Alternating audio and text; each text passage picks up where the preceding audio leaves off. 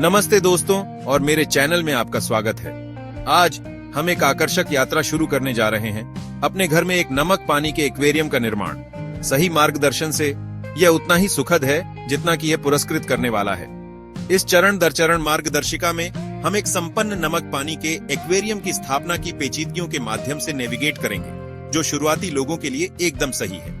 तो आइए गोता लगाएं और अपने घर के आराम में समुद्र के एक टुकड़े को फिर से बनाने के जादू को अनलॉक करें। हमारे खारे पानी के एक्वेरियम साहसिक कार्य में पहला कदम सही टैंक का चयन करना है। शुरुआती लोगों के लिए मैं कम से कम 20 गैलन टैंक से शुरू करने की सलाह देता हूं। एक बड़ा टैंक पानी के मापदंडों में अधिक स्थिरीकरण प्रदान करता है, जिससे इसे बनाए रखना आसान हो जाता है। ग्लास टैंक अपने स्थायित्व और खरोंच प्रतिरोध के लिए जाने जाते हैं, जबकि एक्रिलिक टैंक हल्के और कम प्रवण होते हैं। यह सुनिश्चित करें कि आपके द्वारा चुने गए टैंक में आपके सभी उपकरणों जैसे कि फिल्टर, हीटर और अन्य आवश्यक वस्तुओं को समायोजित करने के लिए पर्याप्त जगह हो।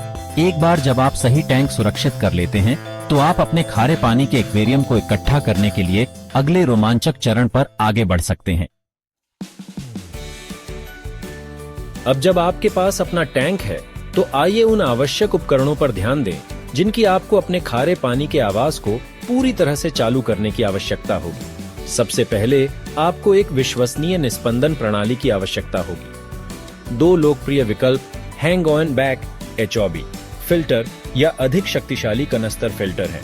ये फिल्टर पानी से मलबे और विषाक्त पदार्थों को हटाने में मदद करते हैं। अगला, एक हीटर एक स्थिर पानी का तापमान बनाए रखने के लिए आवश्यक है, जो उष्णकटिबंधीय समुद्री जीवन के लिए महत्वपूर्ण है। पानी के उचित संचलन को सुनिश्चित करने के लिए एक पावरहेड या वेव मेकर भी आवश्यक है। ये उपकरण धाराएं बनाते हैं जो प्राकृतिक समुद्री वातावरण की नकल करते हैं। एक प्रोटीन स्किमर एक मूल्यवान अतिरिक्त हो सकता है, खासकर बड़े टैंकों के लिए। अंत में, अपने कोरल और मछली की सुंदरता को बढ़ाने के लिए उपयुक्त प्रकाश व्यवस्था आवश्यक है। सही उपकरणों में निवेश करके आप यह सुनिश्चित करेंगे कि आपके खारे पानी के एक्वेरियम में एक संपन्न और स्वस्थ पारिस्थितिकी तंत्र के लिए आवश्यक सब कुछ है। अब जब आपके पास अपना टैंक और उपकरण तैयार हैं, तो आइए खारे पानी को तैयार करें। RO या DI पानी में समुद्री नमक मिलाएं। निर्माता के निर्देशों का पालन करें। लवणता 1.020 और 1.025 के बीच होनी चाहिए। नमक पूरी तरह घुलने तक मिलाएं। अब जब आपके पास अपना खारा पानी तैयार है, तो अपने खारे पानी के एक्वेरियम के लिए नींव बनाने का समय आ गया है। ये वह जगह है जहां सबस्ट्रेट और लाइव रॉक चलन में आते हैं। सबस्ट्रेट आपके टैंक के तल को कवर करता है, एक प्राकृतिक समुद्री तल की नकल करता है। यह न केवल सौंदर्य की दृष्टि से मनभावन है, बल्कि लाभकारी बैक्टीरिया के लिए एक सतह क्षेत्र भी प्रदान करता है। खारे पानी के एक्वेरियम के लिए कई अलग अलग प्रकार के सबस्ट्रेट उपलब्ध हैं, जिनमें आरागोनिक रेत, कुचल कोरल और ओलाइट रेत शामिल हैं। सबस्ट्रेट के अलावा लाइव रॉक किसी भी खारे पानी के एक्वेरियम के लिए एक अनिवार्य तत्व है। लाइव रॉक झरझरा चट्टान है जो लाभकारी बैक्टीरिया, शैवाल और अन्य सूक्ष्म जीवों से भरी होती है। ये जीव आपके टैंक के जैविक निस्पंदन में महत्वपूर्ण भूमिका निभाते हैं। एक बार जब आप अपना सबस्ट्रेट और लाइव रॉक जोड़ लेते हैं, तो आप अपने टैंक को पानी से भरना शुरू कर सकते हैं। अपने खारे पानी के एक्वेरियम को स्थापित करने में सबसे महत्वपूर्ण कदमों में से एक है साइकिलिंग प्रक्रिया। यह वह प्रक्रिया है जिसके द्वारा आपके टैंक में लाभकारी बैक्टीरिया कॉलोनियां स्थापित होती हैं।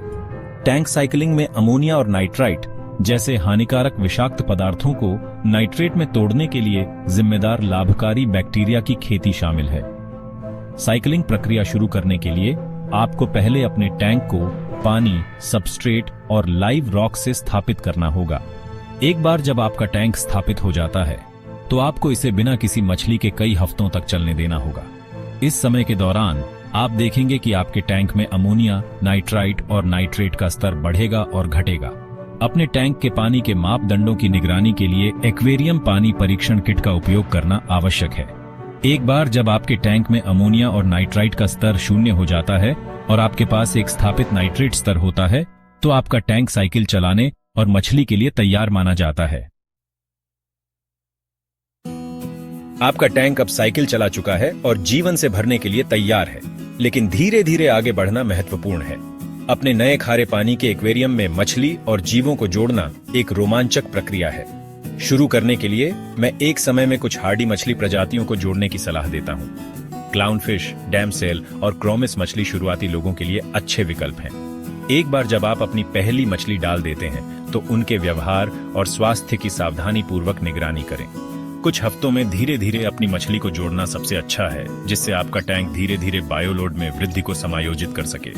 मछली के अलावा आप अपने खारे पानी के एक्वेरियम में अकशेरुकी जीवों की एक विस्तृत श्रृंखला भी जोड़ सकते हैं। नए जीवों को जोड़ते समय उन्हें धीरे धीरे अपने टैंक के पानी में जमा करना महत्वपूर्ण है। याद रखें, आपके खारे पानी के एक्वेरियम में जोड़े गए प्रत्येक नए जीव का आपके नाजुक पारिस्थितिकी तंत्र पर प्रभाव पड़ता है। बधाई हो, आपने सफलतापूर्वक अपना खुद का खारा पानी एक्वेरियम स्थापित कर लिया है। अब असली काम शुरू होता है, अपने खारे पानी के एक्वेरियम को बनाए रखना। उचित रखरखाव के साथ आपका खारा पानी एक्वेरियम आने वाले वर्षों तक पनपेगा। नियमित रूप से पानी बदलना महत्वपूर्ण है। यह नाइट्रेट और अन्य भंग कार्बनिक पदार्थों को हटाता है। हर 1 से 2 सप्ताह में पानी का 10 से 20% बदलें। पानी के मापदंडों की निगरानी करें। पीएच, लवणता, अमोनिया, नाइट्राइट और नाइट्रेट स्तर की जांच करें। निस्पंदन प्रणाली को साफ रखें। मलबा दक्षता कम कर सकता है। उपकरणों की जांच करें। नियमित रखरखाव से आपके समुद्री मित्र स्वस्थ रहेंगे। तो आपके पास ये है एक शुरुआती गाइड जो आपको अपने बहुत ही खारे पानी के एक्वेरियम को स्थापित करने और बनाए रखने की यात्रा पर ले जाती है। याद रखें, धैर्य महत्वपूर्ण है। अपने टैंक को साइकिल चलाने, धीरे धीरे मछली जोड़ने और नियमित रखरखाव करने में समय निकालकर आप एक ऐसा वातावरण बना रहे हैं जहां समुद्री जीवन वास्तव में पनप सकता है। अपने घर में एक खारे पानी के एक्वेरियम होने का मतलब है कि समुद्र के एक टुकड़े को अपने